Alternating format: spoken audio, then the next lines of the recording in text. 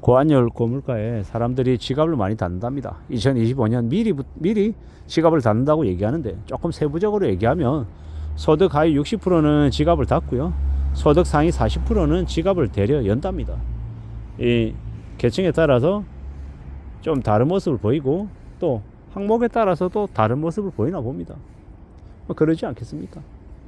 뭐 당장 저희 집만 해도 저나 저의 와이프, 이제 어른들이 쓰는 건 거의 90% 이상 줄었다라고 봐도 맞죠. 거의 소비가 되게 적습니다. 대신에 뭐가 있겠습니까? 아이들 관련한 부분들은 소비가 대려 늘어나죠.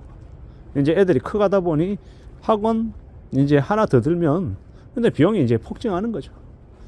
그리고 이제 애들은 이제 저 같은 경우에 어른이야 신발을 1년 전 거나 3년 전 걸 신을 수 있지만, 애들은 발이 크니까요, 해마다 신발 사이즈가 커져야 되니 새 신을 안 사줄 수 없는 거예요. 뭐 이런 식으로 계속 애들 관련한 항목들은 돈이 계속 더 들어가고, 어른들 관련한 항목들은 돈이 안 들어가더라는 겁니다. 이게 되게 일반적인 가정들의 모습이죠. 뭐 더군다나 이제 2025년부터는 소득이 줄어들 우려도 있고, 이 실직의 걱정도 있고, 여러 가지 것들이 이제 있기 때문에 더욱 이제 사는 게 이제 녹록지 않다고 말하죠. 또 힘들다고 합니다. 또 빡세다고 하는데, 이런 상황을 어떻게 우리가 바라봐야 되겠습니까? 살아가는 삶이라는 게 참으로 쉽지 않다, 어렵다라고들 다들 얘기하는데, 이제 그런 두려움, 그런 염려를 좀 잘 헤아릴 필요가 있죠. 결코 그냥 흘러가는 건 아니고요, 우리가 어떻게든 잘 설계하고 계획에 맞춰서 움직여야 되지 않나라는 생각을 하는 겁니다. 예를 들어서 아이를 키우는 부모 입장이다라고 하면 대학 등록금 미리 준비해야 될 것이고, 대학 학비도 생각해야 되고, 여러 가지의 것들을 미리 생각 안 해놓으면 답이 없다라는 거죠. 갑자기 탁 닥쳐가지고 돈 나가야 될 일은 많은데 돈은 없으면요, 머리가 아프기 시작한 거죠. 이런 시대에 우리가 살아가고 있습니다. 그래서 더 조심해야 되고, 더 신중해야 되고, 소비를 어떻게 하면 좀 적절히 조절할 수 있을까에 고민을 해야 될 겁니다. 머리가 아프죠. 이런 시대인 것 같습니다. 참 막막하죠. 이런 분위기가 계속되면 누굽니까? 그 장기하 노래인가요? 뭐 달이 차오른다, 뭐 되게 희망이 없고, 되게 뭡니까? 폐쇄적이라 그래야 되나요? 좀 깔아앉아가지고 되게 되는 대로 사는 좀 냉소적인 그런 모습들이 아마 많아지는 것 같습니다. 왜 냉소적으로 되겠습니까?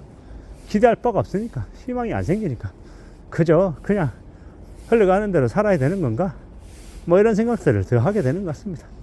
2025년부터 아마 그런 분위기가 좀 더 심해질 것 같습니다. 그런 얘기들도 많이 하더라고요.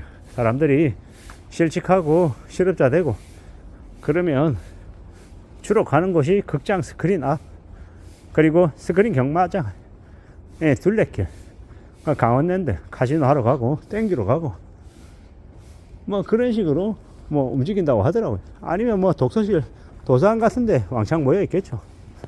가끔 도서관에 가보면 생각보다 많습니다. 사람들이 득실득실합니다.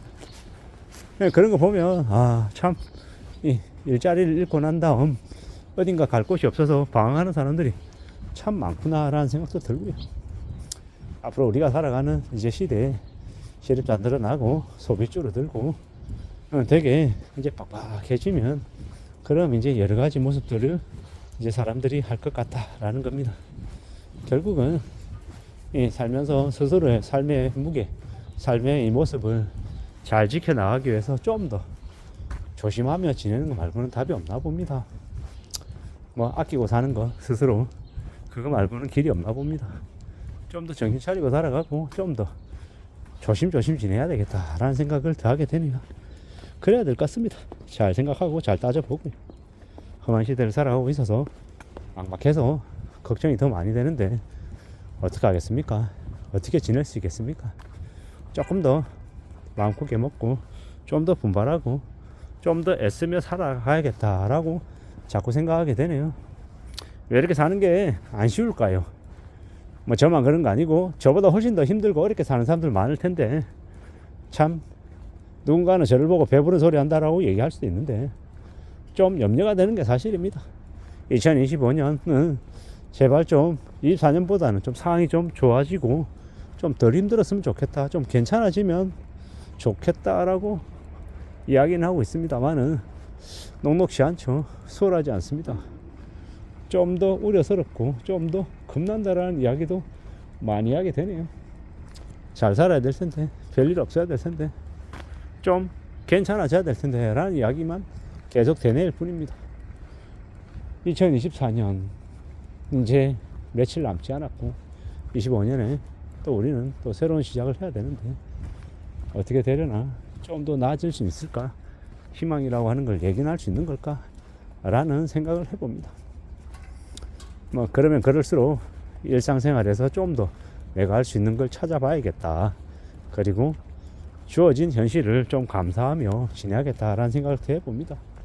그래도 저는 지금 현재는 그래도 실직이 아니고 일을 하고 있는 상태니 이 월급을 받고 사니, 그러니 감사해야 되는 거죠.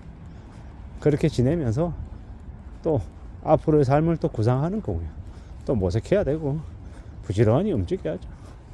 2024년 지나고 25년, 그리고 6년, 7년, 8년, 9년, 10년 앞으로의 시간들이 지나면 지날수록 우리에게 좀 그래도 괜찮아지는 모습들이 좀 드러났으면 좋겠다라고 생각하고 있는 중입니다.